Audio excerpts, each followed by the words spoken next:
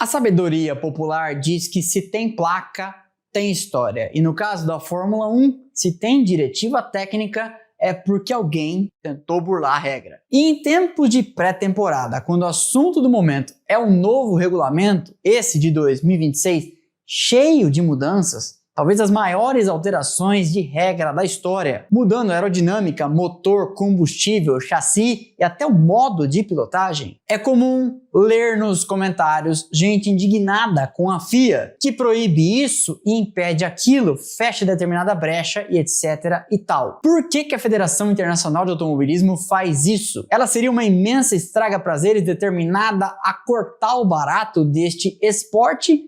Ou, como você vai ver nesse vídeo, talvez esteja apenas tentando apagar incêndios, que são acesos, ora ora, pelas próprias equipes. É disso que nós vamos falar hoje no Splash and Go, então. Por que a FIA muda tanto as regras da Fórmula 1? Vamos lá.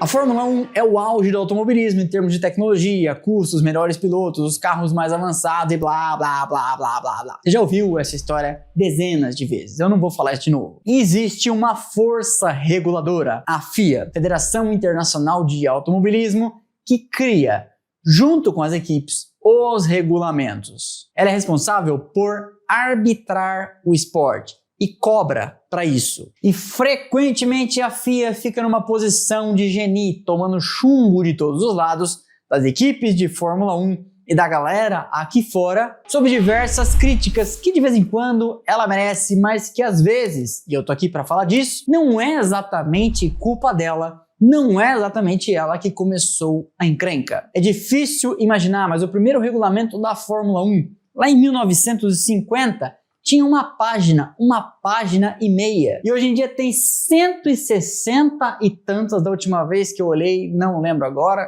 Vamos olhar? Vamos olhar aqui. Fórmula 1, FIA 2026, Technical Regulations PDF. Há um regulamento de unidade de potência, esse sozinho tem 83 páginas. Há outro desportivo, que tem 98, um financeiro que determina a história de teto de gastos, o que é o que pode ser despesa, não pode, lança como na contabilidade e etc. De 72, e o último documento que dita a norma técnica, o que os carros podem e não podem ser, o que pode ser desenhado e como pode ser desenhado e etc. e tal, que soma 264 páginas. Por que isso você vai me perguntar? E a gente volta à nossa frase de abertura.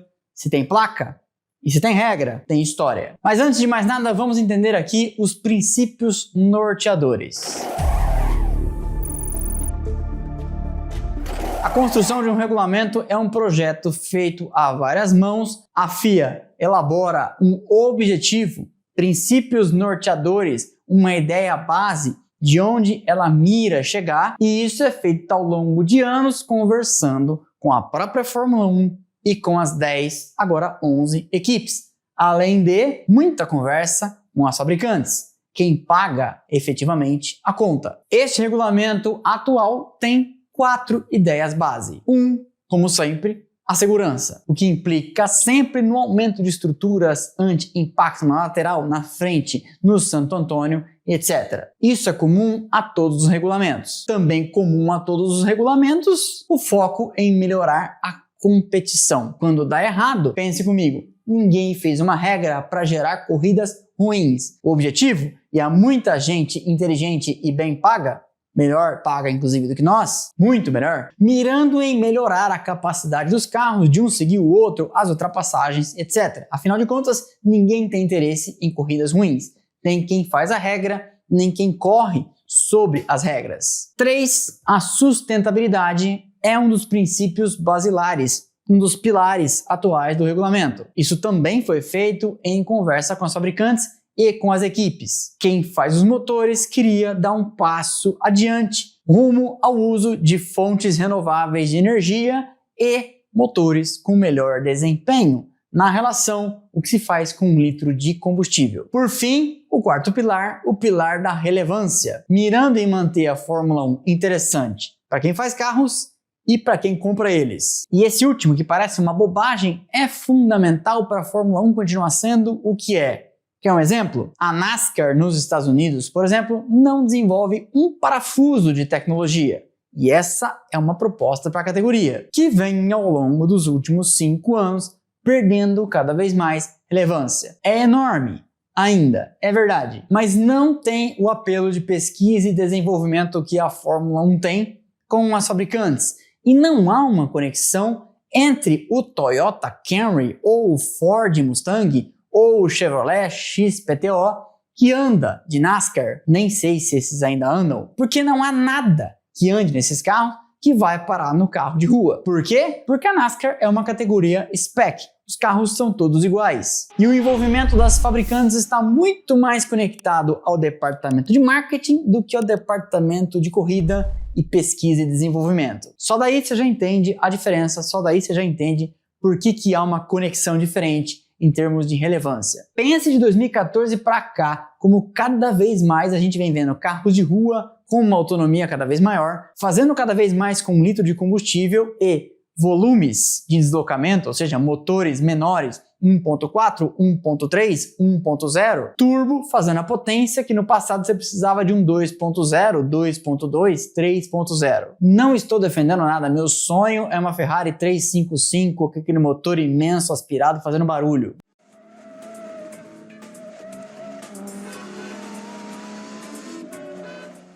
Mas estou te contando e explicando qual que é o racional que passa na cabeça dos caras.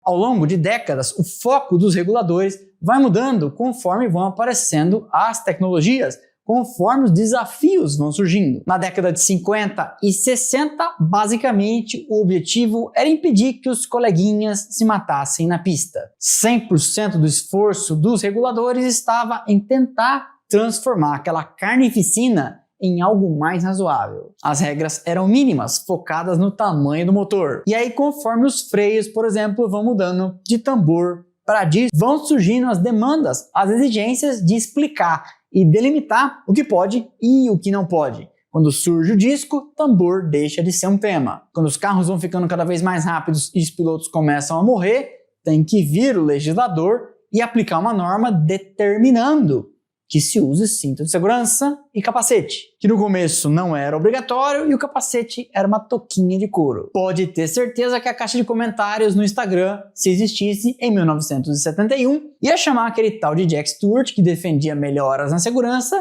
de um frufru, um Nutella, um vegano. Como se vegano fosse xingamento, né? Mas eu já vi isso na caixa de comentários. Na década de 70, com a aerodinâmica se desenvolvendo mais do que massa de bolo, o legislador teve então que focar novamente em asas que sejam conectadas ao chassi, que não caiam, que não enverguem. E depois, no final da década, quando vem o efeito solo, e no começo da década de 80, quando começa a morrer gente, aumentar a altura dos carros, diminuir as mini-saias, melhorar a segurança dos autódromos. E o que dizer da década de 90, depois das tragédias em Imola, 1994? Ali, os reguladores nunca trabalharam tanto. E em questão de meses, a Fórmula 1 teve que basicamente se reinventar, porque nas palavras do professor Sid Watkins, o médico anjo da guarda da Fórmula 1 naquela época, eles viveram um período de ilusão da segurança, porque pouca gente morreu, mas era para ter morrido muito mais. Começam os anos 2000, as montadoras voltam para a Fórmula 1 e o foco passa a ser controle de gastos. A Fórmula 1 de repente ficou cara demais. E aí na virada dos anos 2010, o foco da FIA passa para sustentabilidade e viabilidade econômica. Persiste o tema do controle de gastos e agora era uma questão de vida ou morte. Desse jeito aqui, com 3, 4 de 10 equipes todo ano ameaçando falir, daqui a pouco não tem mais bilionário disposto a torrar dinheiro nesse negócio. Os grandes engenheiros da história da Fórmula 1 sempre dizem: você lê o regulamento 2 vezes. A primeira vez para ver o que pode e não pode fazer, segundo a norma. E a segunda, para ver o que a norma não diz que você não pode. E não tendo dito que você não pode, e usando um dos mantras aqui deste canal, tudo que não é proibido é permitido, você vai fazer, mirando e rezando para que seu adversário não tenha interpretado dessa forma. É por isso, entre outras razões, que os regulamentos na Fórmula 1 têm ciclos. É só você olhar para trás, sempre foi assim. O último regulamento durou de 2022 a 2025. Antes dele, tivemos um regulamento de 2017, 18, 19 e 20 prorrogado por mais um ano em razão da pandemia, atrasando esse de 2022, que iria começar em 21. E se você vai voltando para trás, sempre foi assim. 14, 15, 16, esse foi curto, depois 9, 10, 11, 12 e 13, e sempre de 4 em 4, 5 em 5, as regras sofrem um reset. Por quê? É coisa dos Illuminati? É coisa da agenda globalista? É coisa de qualquer ista? Não. Sempre que você zera o regulamento, você dá um reset e quem estava atrás tem uma chance de pensar em algo, tem uma chance de sonhar, pelo menos, em ser Brown GP. Gera-se muita expectativa e de repente quem estava andando atrás tem uma chance de brigar, pelo menos no começo, por algum pontinho. Quem estava dando as cartas até ali pode tomar uma rasteira, pode errar feio, pode não pensar naquilo que não estava dito que não poderia. E aí, toda vez que vem um novo regulamento e essas brechas são encontradas, sobra para a federação sair tapando o buraco, apagando incêndio e explicando alguma coisa que pode ter sido pensada por uma equipe e contraria frontalmente o objetivo da norma, que não foi vista pelas demais e gera um imenso chororô naquelas que não tiveram aquele estalo. Os exemplos são infinitos, nossa série Engenhocas conta, mas eu passo aqui com alguns para vocês. 1976, a Tyrrell aparece com um carro de 6 rodas. Por que não? Porque ninguém pensou, e não dá para tirar a inocência do legislador, que precisava explicar numa corrida de carros que os carros têm que ter 4 rodas. E não sendo isso delimitado, foi lá o Sr. Derek Gardner e desenhou um carro com 6. Depois ainda, e em razão de uma brecha que foi fechada dizendo que o conjunto que direcionava tinha que ter 2, outras equipes apareceram com 4 atrás. Williams, March e num conceito diferente de roda filipada, como eles chamam em caminhão, até a Ferrari. Mais sobre isso também pode ser visto no nosso vídeo das trapaças da Fórmula 1. Ali em 1982, com os carros batendo e gente morrendo, a FIA pensa: vou limitar o uso do combustível a partir de agora 200 e tantos litros. E aí, alguém que tinha ido nas aulas de física, ou talvez de química, pensou: lindo, litro é uma medida de volume. Resfria a gasolina a menos 30, cabe mais gasolina no tanque. E lá foi a federação tendo que explicar que a gasolina que seria colocada no tanque não poderia estar nem acima nem abaixo de um tanto da temperatura ambiente. Se tem placa, tem história. Há exemplos muito recentes. Em 2024, a FIA teve que mudar seu teste de carga das asas flexíveis porque a McLaren pensou o seguinte: teste de carga consiste em colocar um peso em cima das asas dianteiras e traseiras. Certo? Lindo. Mas nada na regra fala sobre um teste de carga de baixo para cima. E se a gente inventar uma asa que a 300 e tantos por hora é levada para cima pelo vento? E naquele buraco tem o tal mini DRS. O que aconteceu então? Lá foi a Federação Internacional sendo obrigada a baixar uma diretiva técnica determinando XPTO coisas para matar o tal do mini DRS, de que as demais equipes, Ferrari, Mercedes, Red Bull, já estavam reclamando.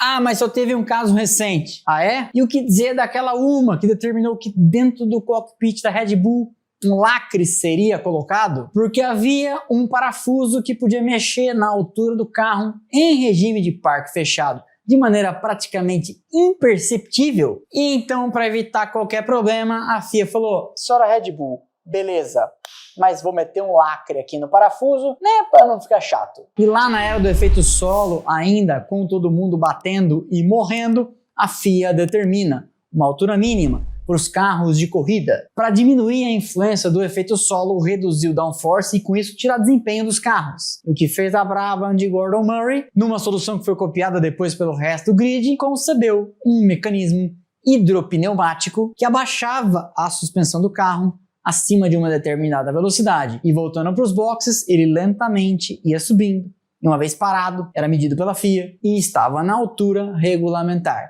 porque, afinal de contas, a inspeção é feita com o bendito do carro parado. Ah, mas que absurdo! Isto é ilegal. Tão ilegal quanto você reduzindo velocidade na frente do radar. O limite é 110, diminuo naquele momento, passo lindo e pimpão, cumpridor da lei, cidadão de bem que sou, e depois sai acelerando. É raro, mas acontece muito. E isso provavelmente vai acontecer de novo agora em 2026, com a polêmica da manipulação das taxas de compressão do motor pela expansão dos materiais dentro do motor. Uma ideia genial, que seria supostamente o grande pulo do gato da Mercedes para aproximar as taxas de compressão destes novos motores ao que era conseguido até 2025. Já expliquei isso em algum vídeo, mas basicamente a Mercedes percebeu que a regra determina que os motores são inspecionados e a bendita taxa de compressão, que é a razão entre o ponto mais alto do pistão dentro do cilindro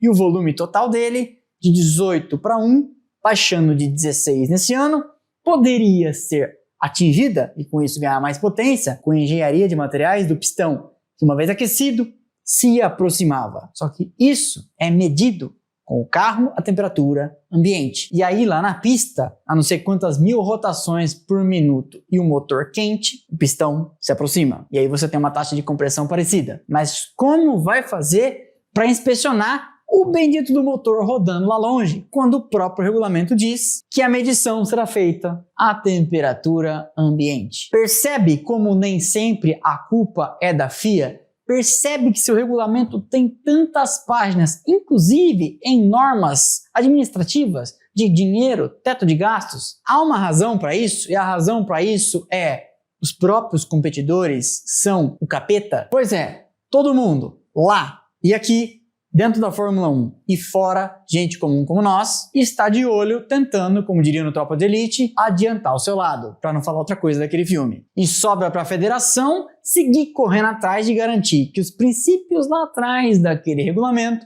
sejam cumpridos. E para isso, às vezes, ela tem que sair baixando diretivas técnicas. E para isso, às vezes, ela também acaba quase provando que alguém fez alguma coisa, mas não pode desclassificar, como supostamente aconteceu com a Ferrari em 2019, quando eles, alguns diriam, não eu, burlavam a regra do fluxômetro de combustível. Assista esse vídeo que é bom. Entendeu porque a culpa não é sempre da FIA? Sim, eles erram, cometem absurdos julgando punição e etc, track limits e blá blá. Mas nesse aspecto do regulamento técnico especificamente, e também nas normas de teto de gastos, eles têm razão de tentar ir tão longe assim na delimitação da norma. Se você quiser conferir o regulamento técnico, a parte das definições, explicando o que é o que, para poder adequadamente usar uma palavra no regulamento, contém centenas de explicações. Só posso te dizer uma coisa, se você sentar e apreciar a Fórmula 1 na sua completude,